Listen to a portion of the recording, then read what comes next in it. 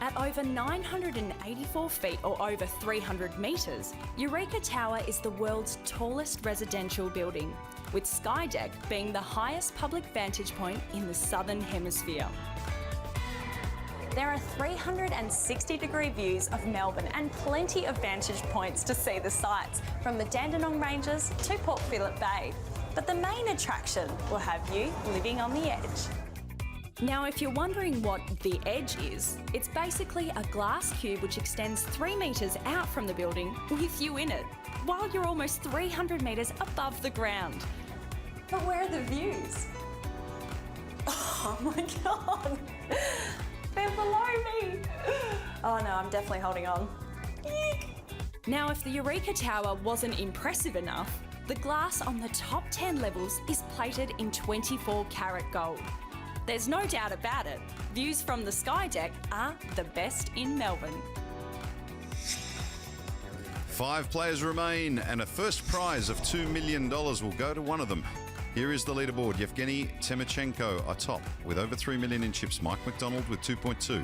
Doug Polk at 1.1. And our short stacks are both Erik Seidel and Patrik Antonius with just on 5 big blinds. As you can see, Daniel Negreanu, David Steicke and Martin Jacobson have all been eliminated. It is now on these 5. And they're still quite relaxed and laughing about.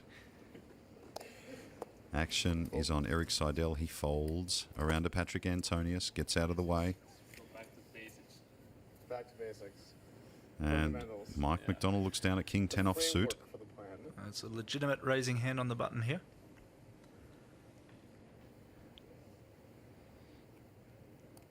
That's exactly what he does. So 120,000? 120,000 over to Yevgeniy Timoshenko, our chip leader. Yevgeniy, amazingly, almost opting to pull out of this tournament after buying in and not liking the 30-second rule, is doing exceptionally well. He likes to take his time with decisions. He's very deliberate. Looks like he's going to try and use some of his time bank here as well. And cutting out raising chips by the look of it. 10 seconds. Showing some aggression is Yevgeniy Timoshenko, our chip leader, raising out of the big blind now. It's a good play too, considering he has to play the hand out of position, but also there's short stacks. And Mike's not going to want to get too involved, too heavily involved, when there's short stacks that need to make a move or bust before too long. Well, we have heard Daniel Negreanu talk about Mike McDonald's stare down. There it is.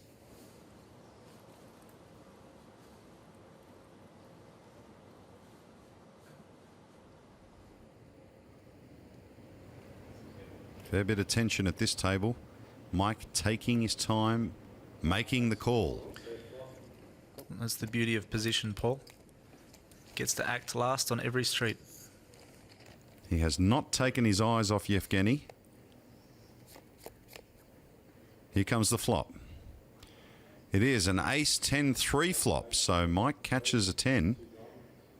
Yevgeniy with queen high. Well, given his 3-bet, I'd imagine that the best line here would be to continue. Yevgeniy checks.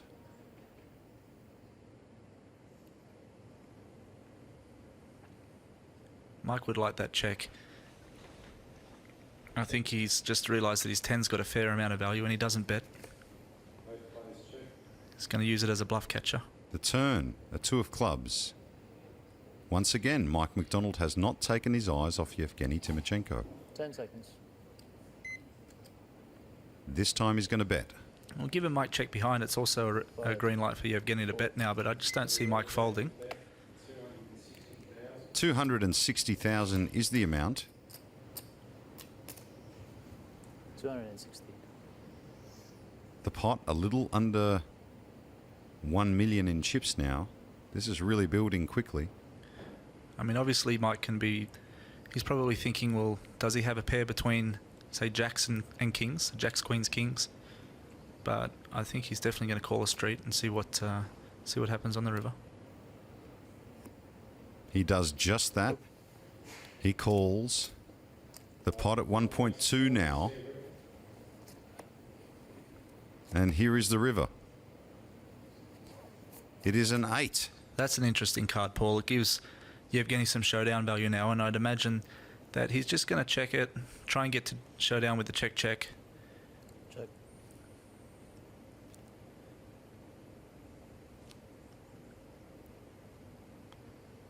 Hoping that Mike has some missed draws.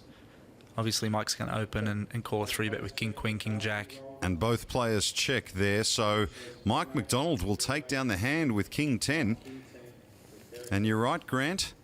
Queen 8 had showdown value on the river. So Yevgeniy, well, he gifts Mike McDonald some chips. And there you see a little bit of a smile from Mike McDonald. Both our big stacks trading blows here at the Aussie Millions. There you go, the crowd cheering Timoshenko on. Mike McDonald finding a little bit of humour in that. And now, with that pot, Mike McDonald sits atop our leaderboard. Yevgeniy Timoshenko slips a little bit. Doug Polk with 1.2. Erik Seidel and Patrik Antonius. Now the short stack really needs to make something happen.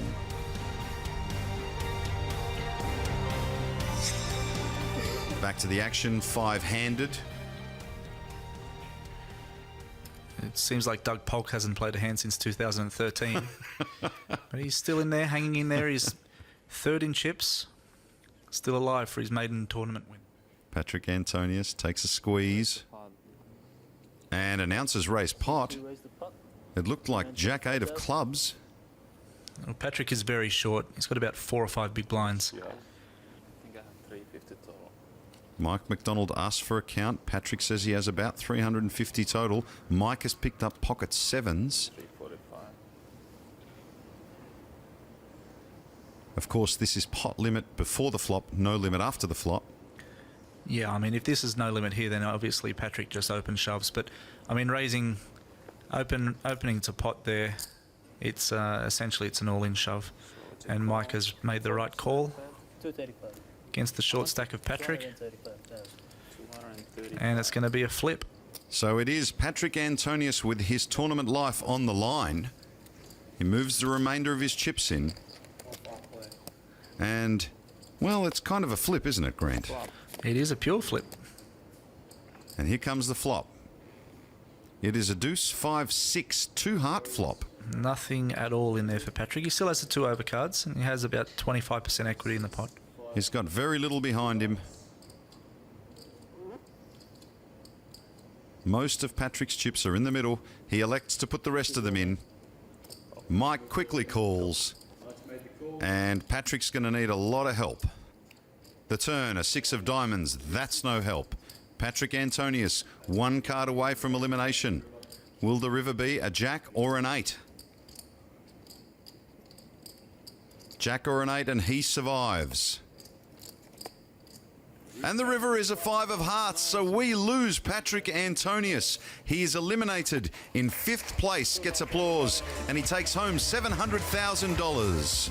I like these high rollers, and it looks like they're getting bigger and bigger, and people like to play them. It's nice to see that you can find, 40, 50 players, and they're almost everyone willing to rebuy as well. And